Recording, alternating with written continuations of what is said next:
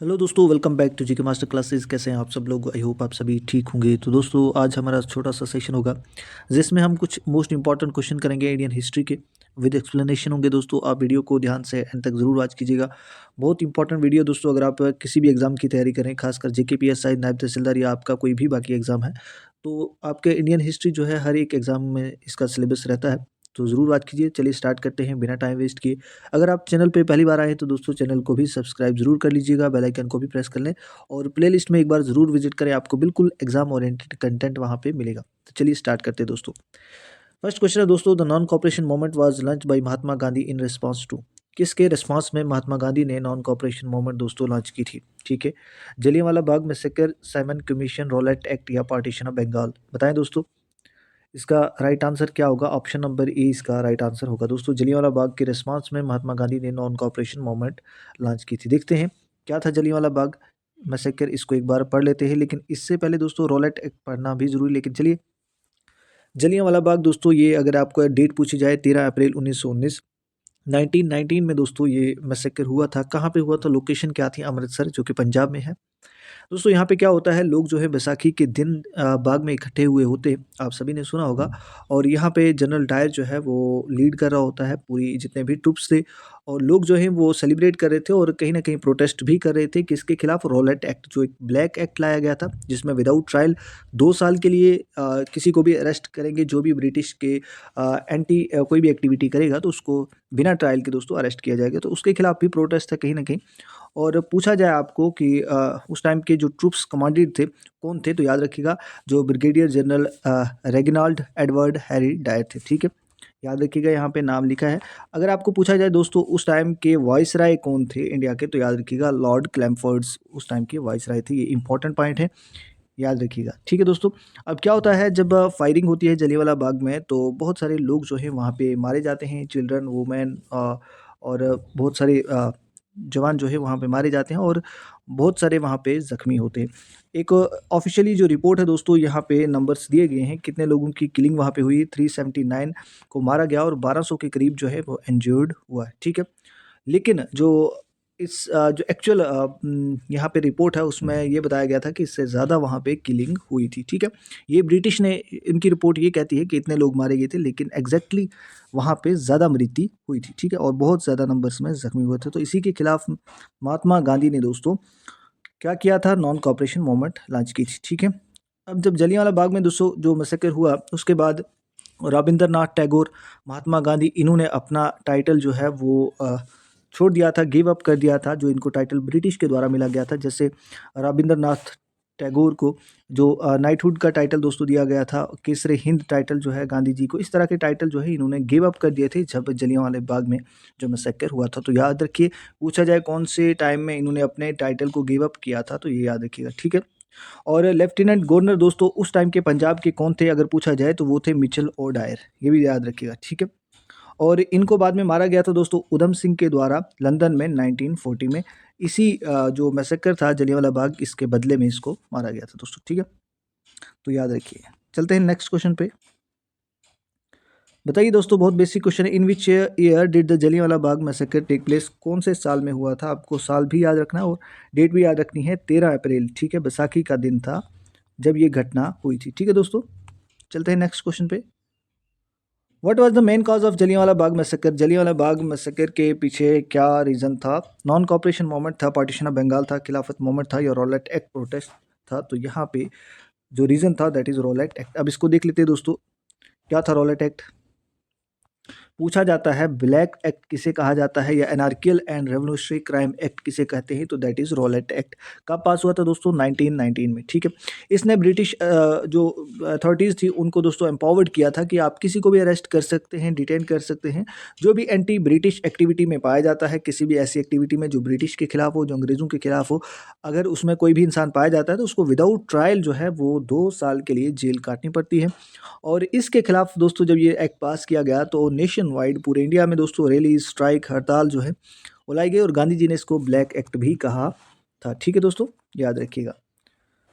उसके बाद दोस्तों इसका असर क्या हुआ कि इसके बाद जलियांवाला बाग में लोगों की मीटिंग भी हुई और जलियांवाला बाग के बाद दोस्तों गांधी जी ने नॉन कॉपरेशन मूवमेंट भी लॉन्च की थी। और याद रखिएगा जब प्रोटेस्ट हो रहा था दोस्तों, और क्यों हो रहा था, क्योंकि जो इंडियन लीडर थे दोस्तों सैफुद्दीन किचलू एंड सत्यपाल, उनको ब्रिटिश ने अरेस्ट कर लिया था। तो याद रखिएगा, पूछा जाए किन दो मेन लीडर को इस टाइम पे अरेस्ट किया था, तो सैफुद्दीन किचलू एंड सत्यपाल दोस्तों। ठीक है, हर एक इन्फॉर्मेशन दोस्तों एक्सप्लेनेशन में मैंने आपके लिए रखी है।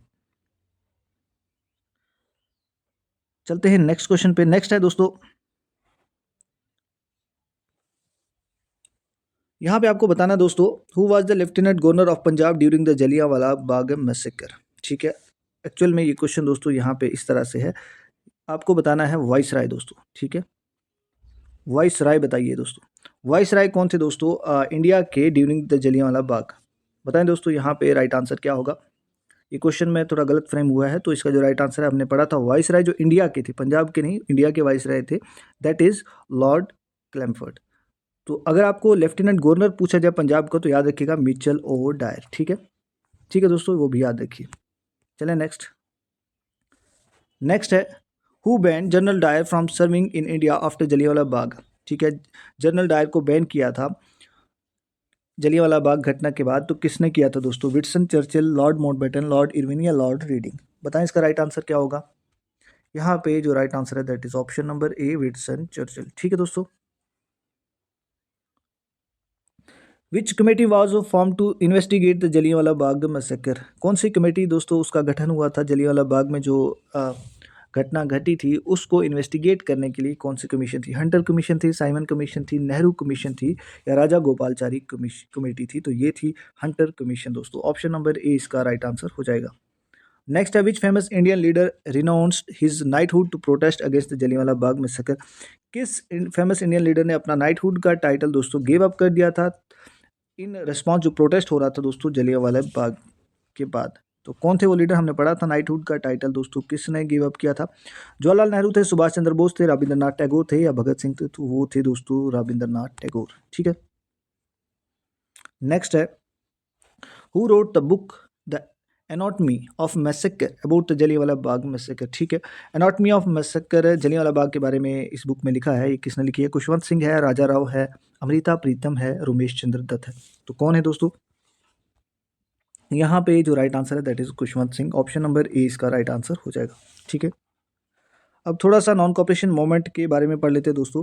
नॉन कॉपरेशन मूवमेंट 1920 से स्टार्ट होती है और 1922 में इसको विड्रॉ कर देते हैं महात्मा गांधी जी। लोकेशन मेन लीडर की बात करें तो महात्मा गांधी जो हैं इसके मेन लीडर थे, और ऑब्जेक्टिव क्या था दोस्तों, सेल्फ रूल था, यानी स्वराज जिसे कहते हैं। और इसको हासिल करने के लिए जो गांधी जी का मेथड था वो था नॉन वायलेंट। ठीक है दोस्तों, कि वायलेशन नहीं करनी है, खून खराबा नहीं करना है, दंगे फसाद नहीं करना है, हमें पीसफुल तरीके से सेल्फ रूल ब्रिटिश से लेना है। तो ये महात्मा गांधी जी का ऑब्जेक्टिव था।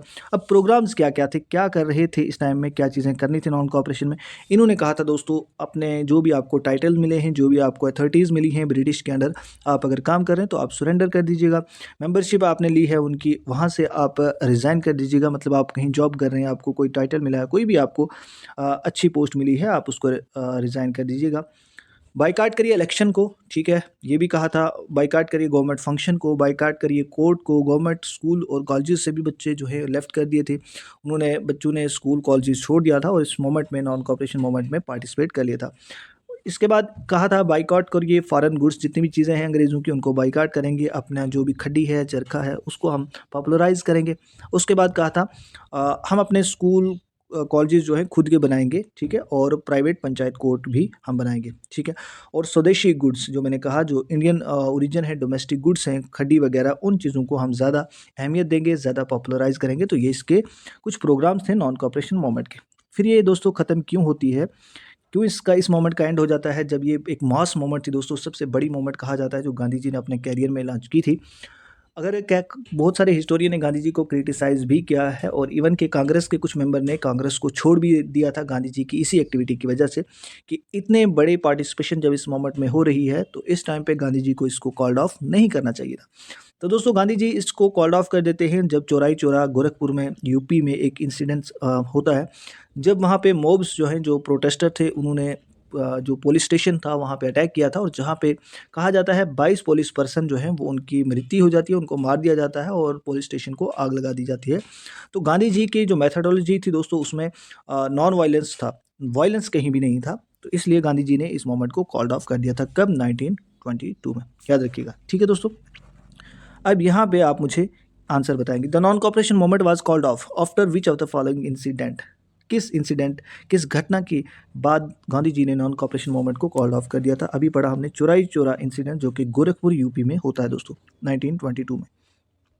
यहाँ पे देखिए दोस्तों, एक्सप्लेनेशन है। चौराई चौरा इंसिडेंट जो है 5 फेब को 1922 को, चौराई चौरा टाउन है गोरखपुर में, डिस्ट्रिक्ट जो यूपी की एक डिस्ट्रिक्ट है, ठीक है, जिसे यूनाइटेड प्रोविंस कहते थे तब, लेकिन अब यूपी है।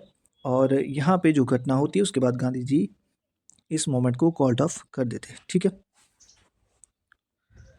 बताएं दोस्तों, चौराई चौरा इंसिडेंट कौन से ईयर में हुआ था? ऑप्शन के बिना भी आप बता सकते हैं, 1922, 1923, 1930। तो यहाँ पे जो राइट आंसर होगा 1922 में चौराई चौरा इंसिडेंट होता है दोस्तों। अब कुछ इंपॉर्टेंट मोमेंट्स हैं, ईयर हैं। स्वदेशी मोमेंट का पूछा जाए कब स्टार्ट हुई थी, ठीक है, ये याद रखिएगा। खिलाफत मोमेंट को भी देखेंगे हम, सिविल डिसोबीडियंस मोमेंट और क्विट इंडिया मोमेंट। ठीक है,